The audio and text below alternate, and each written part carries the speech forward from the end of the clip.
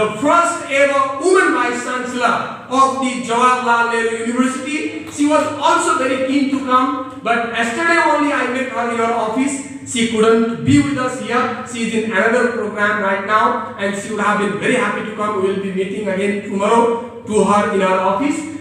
Colleagues, ladies and gentlemen, so it is my great honor and privilege to speak to you about the Seoul resolution which was adopted on last February 14 in Seoul, Korea during the closing ceremony of World Summit 2022 conducted to promote peace in Korean Peninsula and also to promote peace throughout the world.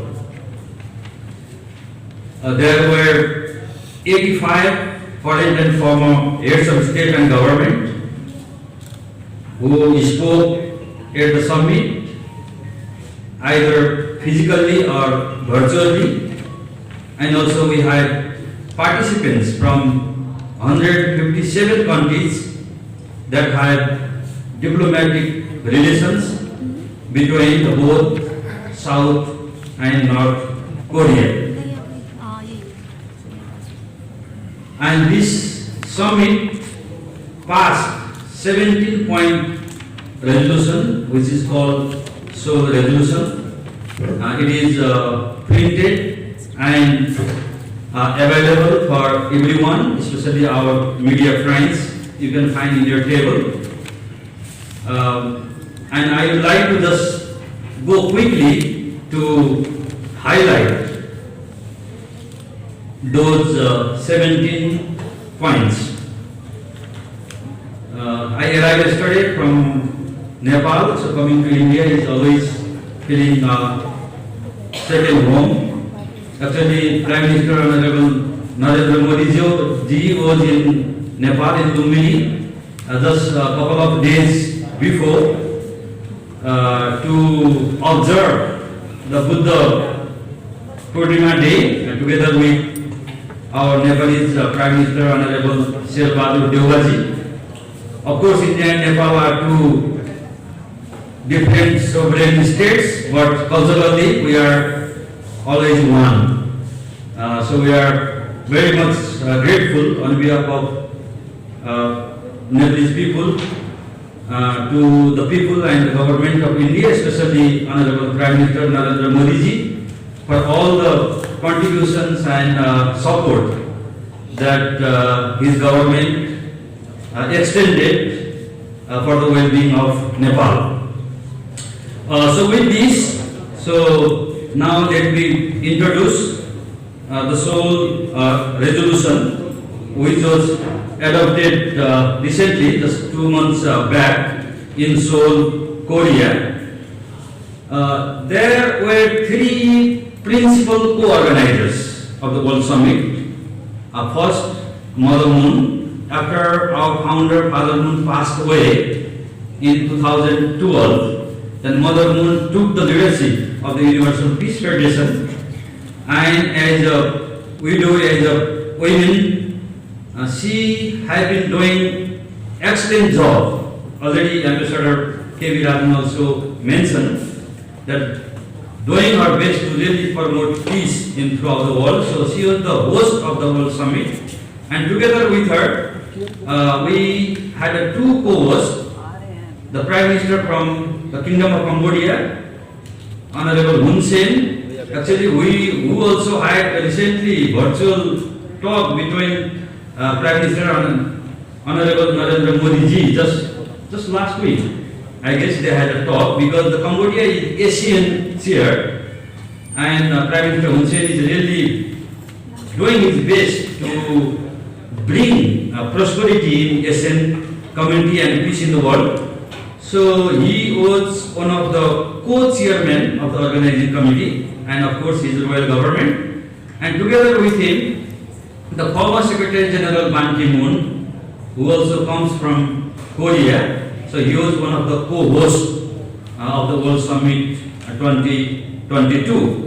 And this summit has passed the 17-point resolution, as I already mentioned before, and especially the resolution recognizes that the once unified Korean Peninsula is divided despite being populated by a people with a common history, culture and language.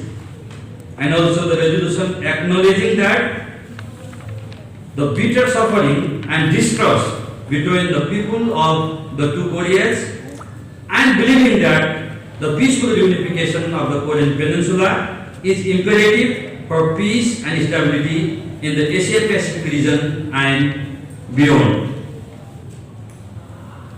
And also acknowledging the path to peace must begin with the transcendent idea that can overcome the divisions of our current world, and in underlining the importance of public diplomacy, people-centric approach and personal relationships in promoting peace and reconciliation. And in appreciating the commitment of the founders of the Universal Peace Federation, Father and Mother Moon, and commending the UPF through its many programs.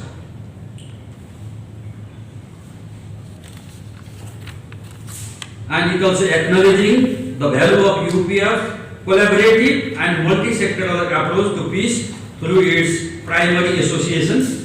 Recently, UPF developed 8 different associations relating with head of the state, parliamentarians, interfaith, academics, civil society, culture, arts, and private sector.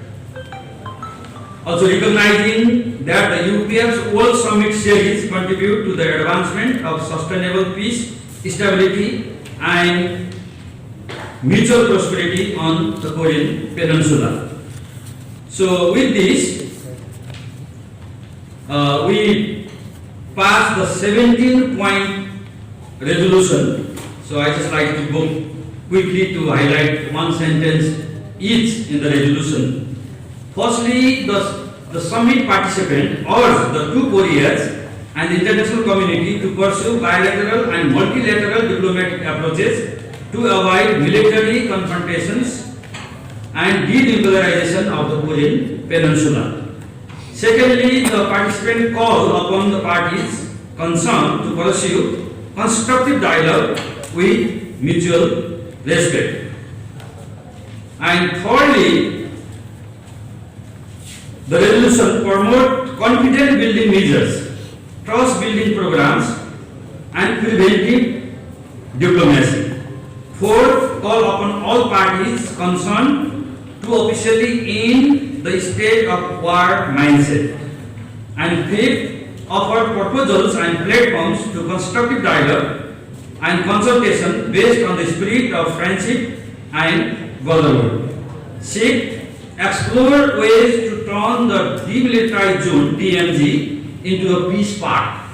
Seventh, encourage concerning parties to develop cooperation projects in tourism, sports, culture, and education. Eighth, promote multi-sectoral development frameworks to enhance food security and public health cooperation between the Korean Peninsula and the Mekong region and beyond to the Mekong Peace Park project.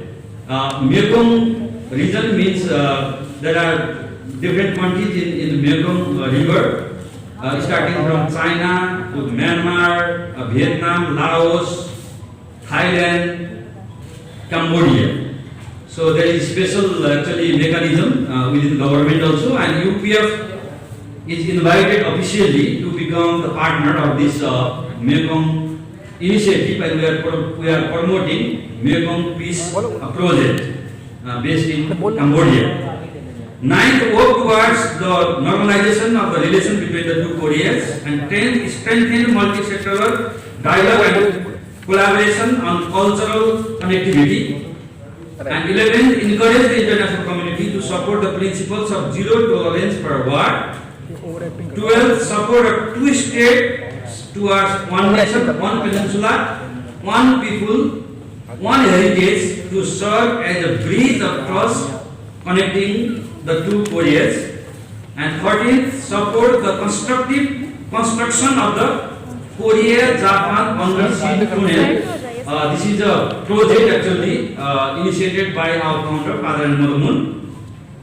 And 14th, explore a possibility for joint business venture projects between the two Koreas and with the other major economic stakeholders. And 15th, work toward the realization of the Asia Pacific Union, APU, actually which was proposed by our co-founder, Dr. Jahan Moon, and supported by the royal government of Cambodia and also the Prime Minister from Sri Lanka. And now more and more this become the subject to discuss further about the future of Asia, especially about the establishment of Asia Pacific Union, because we have many regional intergovernmental institutions, and some of them are effective and some of them are actually is not effective. So that's why Mother Moon proposed that the countries come together and then form the Asia Pacific Union. And 16, reaffirm the principles of mutual respect, mutual understanding, mutual trust, and mutual interest for peace and prosperity, which we call M4 P2, and the promotion of international order based on UN Charter and international law. And finally, establish a partnership committee consisting of members of the think tank 2022, which was also founded by Mother Moon, and currently the think tank 2022 is chaired by former Secretary General His Excellency Ban Ki-moon. And this project already started to work with various independent think tank institutes throughout the world. In Southeast Asia, we have MOU with Asian Vision Institute based in Cambodia. In India, we have MOU with Indian Institute of Public Policy with guidance from Ambassador K.V. Rajan. And we look forward to work to expand our partnership with many other think tank institutes.